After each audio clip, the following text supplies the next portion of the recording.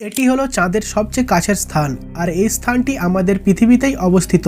এই স্থানে একটি পর্বত রয়েছে যা মাউন্ট এভারেস্টের থেকেও উঁচু। এটি এই দেশের এমন একটি পর্বত যেখানে আজব কিছু ঘটনা ঘটে যা সায়েন্সের নিয়মকে ভঙ্গ করে। তো আসুন আজকের এই ভিডিওটিতে আমরা দেখাবো যে আসলে এই স্থানটি কোথায়, সেখানে কি কি ঘটনা ঘটে, কেন এবং কিভাবে এই দেশটি চাঁদের সবচেয়ে কাছের দেশ।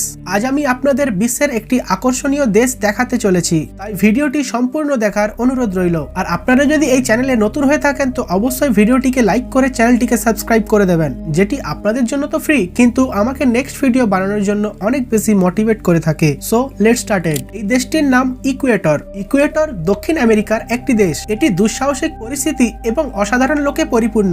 এই জায়গায় কিছু উন্মাদ সায়েন্সকে ভঙ্গ করার মতো কাজ হয় যা দেখে আপনার কাছে অবিশ্বাস্য মনে হবে। এই দেশে সেই বিশেষ কিছু স্থানগুলিকে তারা চিহ্নিত করে রেখেছে। প্রথমত, এখানে যখন কোনো পর্যটক বেড়াতে যায় তারা এই লাইনটির উপর দিয়ে সোজা হয়ে হাঁটার চেষ্টা করে, কিন্তু তারা এটি পারে না, যে কোনো একদিকে তারা পড়ে যায়। যদিও এর পিছনে একটি গ্র্যাভিটির বিশেষ কারণ রয়েছে। এই স্থানে একটি বেসিনে জল ঢেলে দিলে সেই জল বাম বা ডান দিকে ঘোরে না। সোজা কথায় ঘূর্ণয়ন হয় না। সাধারণত কোনো চোঙ আকৃতির পাত্রে জল ঢাললে সেটি ঘূর্ণাবর্তভাবে নিচের দিকে যায়, কিন্তু এই স্থানের ক্ষেত্রে এমনটা হয় না। এখানে জলের কোনো ঘূর্ণয়ন নেই, কেবলমাত্র জল সোজা নির্গমন হয়। এবং এই পার্টিকুলার জায়গায় যদি আপনি সোজা দাঁড়িয়ে থাকেন তবে আপনার ছায়া একেবারেই অদৃশ্য হয়ে যাবে। এই স্থানে কোনো জিনিসেরই ছায়া পড়ে না এবং এখানে আপনার ঘড়ির প্রয়োজন হবে না, কারণ আপনি সূর্যের দিকে তাকিয়ে সময়ের অনুমান করতে পারবেন। কিন্তু আসলে কেন এমনটা হয়? আর এইসব কিছুর একটাই কারণ, এই লাইন যা পৃথিবীকে দুই অংশে বিভক্ত করেছে, উত্তর এবং দক্ষিণ। মাঝের এই লাইনটি বিষুব রেখা। আর মজার বিষয় হলো এই ইকুয়েটর নামটি এই বিষুব রেখার ইংরেজি অনুবাদ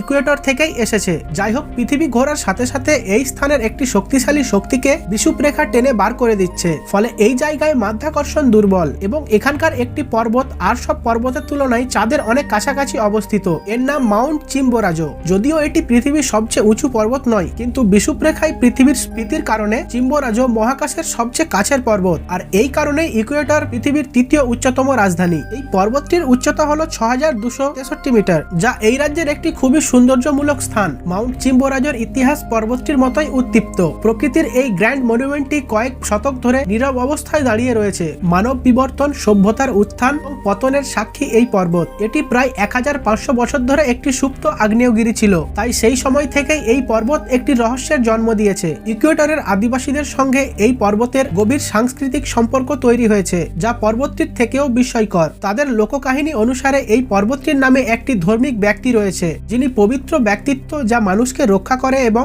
ভরণ পোষণ প্রদান করে। পর্বতের প্রতি এই শ্রদ্ধা তাদের লোককাহিনী, তাদের গান এবং এমনকি তাদের দৈনন্দিন জীবনেও দেখা যায়। স্থানীয়রা বিশ্বাস করেন যে পাহাড়ে একটি শক্তি ও মহিমার অস্তিত্ব রয়েছে, তাই বিভিন্ন উৎসবে, শিল্পে এবং গল্পের মাধ্যমে শ্রদ্ধা জানিয়ে থাকে। এবং এগুলির বাইরেও চিম্বোরাজো পর্বতের একটি তাৎপর্য সংস্কৃতি রয়েছে, একটি সংস্কৃতিমূলক তাৎপর্য রয়েছে। এটি অ্যাডভেঞ্চারকারী ব্যক্তিদের জন্য একটি প্রিয় স্থান এবং পর্বত আরোহীদের জন্য একটি চ্যালেঞ্জ এবং শিল্পী ও কবিদের জন্য একটি অনুপ্রেরণা। পরিষ্কার নীল আকাশের পটভূমিতে এই তুষার আচ্ছাদিত পর্বত এমনই একটি জায়গা যা পৃথিবীর অনেক দেশের মানুষের হৃদয়কে মোহিত করে। ভৌগোলিক দৃষ্টিকোণ থেকে দেখলে মাউন্ট চিম্বোরাজো সর্বোচ্চ, কারণ পৃথিবীর কেন্দ্র থেকে যদি পরিমাপ করা হয় এটি আমাদের গ্রহের সবচেয়ে উঁচু স্থান। তবে সমুদ্রপৃষ্ঠ ব্যতীত পৃথিবীর মূল কেন্দ্র থেকে এর উচ্চতা সবচেয়ে বেশি। সমুদ্রপৃষ্ঠ থেকে উচ্চতা পরিমাপ করলে মাউন্ট এভারেস্ট সর্বোচ্চ।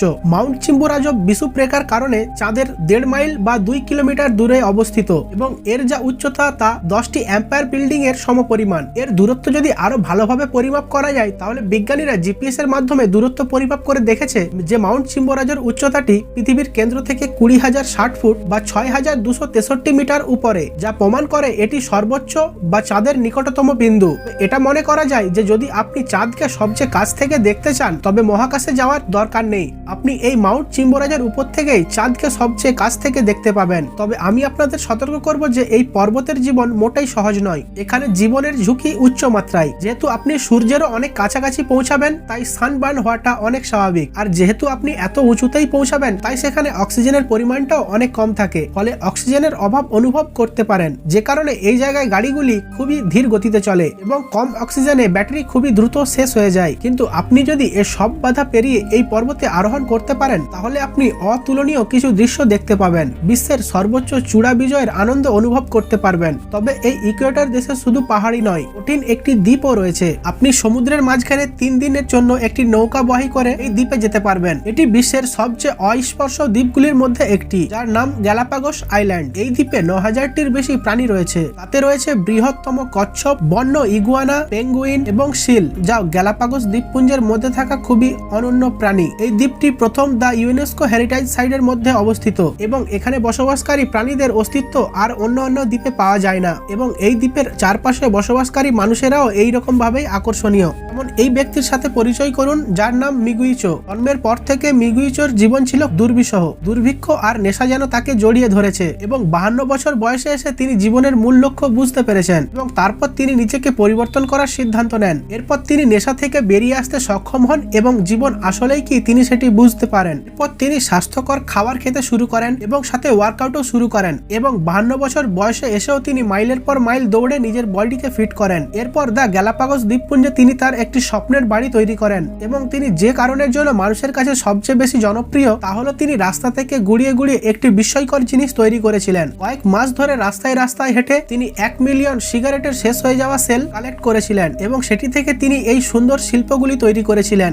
যা পরিবেশ এবং সৌন্দর্য দুটোকেই রক্ষা করে। এই দ্বীপে গিল্ডা নামে আরেকজন পরিবেশ সচেতন মহিলা রয়েছে, যিনি ইকুয়েডরীয় হিসাবে গ্যালাপাগোস দ্বীপপুঞ্জে বসবাস করেন। যদিও তিনি সম্পূর্ণ অন্ধকারে বসবাস করেন, এখানে নেই কোনো বিদ্যুৎ, তবে ইনি একমাত্র মহিলা যিনি দূষণ রুখতে আবর্জনা তৈরি করে না। জানলে অবাক হবেন, মাত্র 3 বছরে তার তৈরির আবর্জনা মাত্র এতটুকুই। তিনি বৃষ্টি থেকে জল সংগ্রহ করে এবং সমুদ্রের জল থেকে তিনি লবণ তৈরি করে। ভাবুন তিনি পরিবেশের জন্য কতটা উপকার একজন নারী। ইকুয়েডর দেশটি মানুষের মন, প্রকৃতি এবং বিশেষ বৈচিত্র্যের একটি আলাদাই চিত্র। সবকিছুতেই বৈচিত্র্যপূর্ণ এবং চাঁদের সবচেয়ে কাছের এই দেশ। তাই আপনি যদি প্রাকৃতি, প্রাণী সম্পদ এবং পদার্থবিদ্যায় ইন্টারেস্ট রাখেন তবে অবশ্যই একবার ইকুয়েডর দেশটিতে যেতে পারেন। এই দেশটি সম্পর্কে আপনাদের কি ধারণা তা অবশ্যই কমেন্ট বক্সে জানাবেন। আর ভিডিওটি শেষ পর্যন্ত দেখার জন্য অনেক ধন্যবাদ।